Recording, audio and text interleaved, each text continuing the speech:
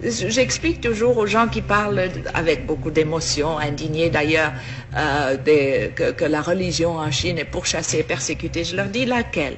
Alors ils me disent le christianisme. Je dis mais le christianisme c'est pas une religion chinoise. Le christianisme, le Christ, Jésus-Christ, cet homme si magnifique, si doux, si bon, a été envoyé en Chine dans une caisse d'opium. C'est comme ça qu'il nous est arrivé, avec le fusil d'un côté et l'opium de l'autre. Comment voulez-vous qu'on l'aime? Comment voulez-vous qu'on comprenne le christianisme?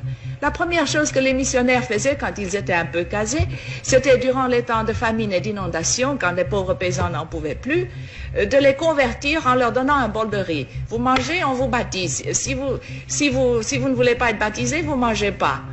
C'est ce qu'on appelait les chrétiens du riz. Comment voulez-vous qu'on aime ça? Et puis alors, ils achetaient à tour de bras des villages. L'Église catholique est devenue grand propriétaire terrien. C'est à elle qu'appartenaient à Shanghai tous les districts de prostituées. Comment voulez-vous qu'on respecte une église comme ça? Ça, c'est le christianisme. Et je ne parle pas du protestantisme, qui était tout aussi mauvais.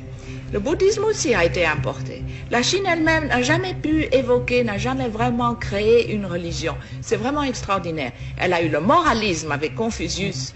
Elle a eu le taoïsme, qui est une chose très vague. Mais ce sont deux philosophies qui font du comportement moral humain la fin en elle-même. Il n'y a pas un ciel, il n'y a pas un paradis, il n'y a pas au-delà de la vie une vie meilleure. Ça s'arrête avec la mort. Il n'y a pas d'enfer non plus. Il n'y a pas d'enfer non plus. Mais la Chine elle-même n'a jamais évolué une religion, mais elle a évolué des moralités.